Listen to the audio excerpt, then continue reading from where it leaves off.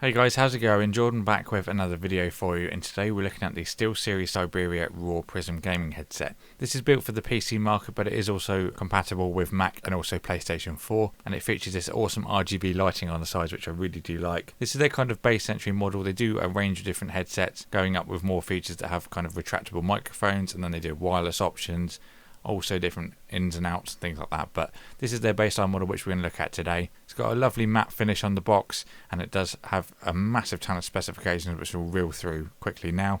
So this uses a USB interface for both the microphone and the audio. Now this uses the Steelseries Engine 3, which we've looked at before when we reviewed the rival mouse. This software allows you to control different pieces of hardware all through one piece of software, which is really great. So it's a really similar interface to what we've used before. You've also got over 16 million different colour combinations as well for the side illumination, which I really do like. Now the microphone that's built into this is right near the ear cups. It's not your traditional boom microphone, so it does look a little bit different and also has a kind of different style, and it works a little differently as well to what we're used to on a traditional headset, and we'll give you a bit more detail on that in a minute. In terms of specification from this system, you get a 20 to 20,000 kHz audio range. You get a nice long 1.5 meter USB cable as well, which is your usual USB-A.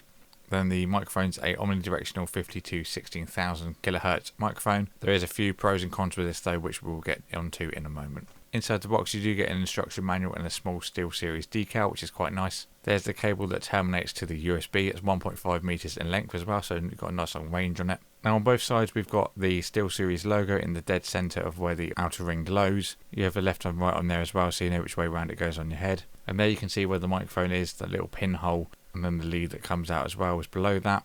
And the ear cups are very soft as well. You've got a lovely soft mesh padding on there. You can wear these for long periods of time without discomfort, and for this price range to get this quality is very, very impressive. The headband has the same material as well, and then on the back of that we've got a embossed Steelseries logo. Like I mentioned earlier, you have got the adjustable sides, which makes it really good if you've got a fat head like mine to make sure this fits you no problem at all. Now on the left hand side by the Steelseries logo you've got a little tactile button there which acts as the mute button for the microphone. Nice little addition to have that you can easily reach when you're gaming. So now let's get onto the illumination of the actual headset itself. As I said before, it uses this Steelseries Engine 3 to adjust all your colours, which is really nice, so you can have all your different accessories on one piece of software. Now what I'm going to do now is take you into the software so you can see how this actually looks. Now this is the orange that will be on the headset when you plug it in for the first time, and then you can go and adjust it once you've installed the software that you can get off their website.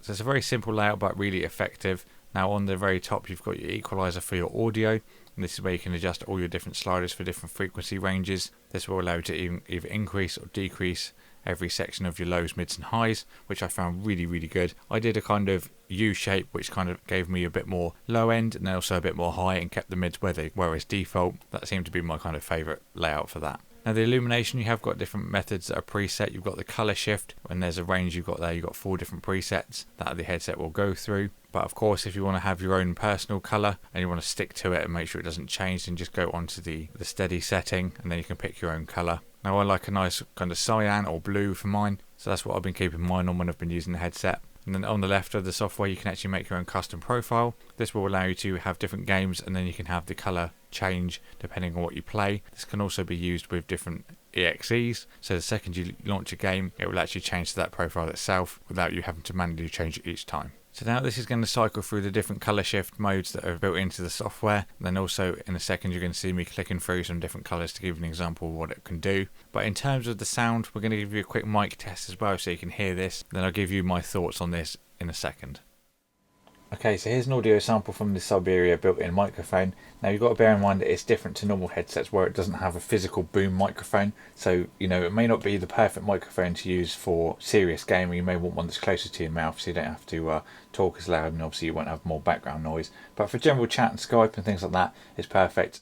Now like I said in the clip, it doesn't use a standard boom mic as well, so it is a little bit away from your mouth. This obviously has pros and cons when you're using it in a gameplay situation, because it may be harder for your teammates to hear you in some cases. Now one thing I have noticed with this, and other people have mentioned this as well, is that where the microphone is so close to the actual ear cup, you can actually hear the game coming through that microphone as well, where they're very, very close together. In a future version, I think they should go back to a more traditional boom mic. Even if it isn't removable, I think it would add a better element of audio than what we currently have to offer here. But in terms of comfort as well, and the sound adjustments as well on the equalizer on the Engine 3 is a really nice feature, and you do get a very good sound, be it not the best, of course, as this is a value product, but you do get a very good experience, an immersive experience at that. This is also a very light headset, and you can wear it on your head for extended periods of time without any discomfort. It doesn't grasp your head very heavily either, which is always a pro, especially where I wear glasses. Discomfort on the ears is often a problem, where there's a lot of clamping force with some headsets, but this one's done a very good job, and considering it's a plastic construction and it obviously is on the affordable side,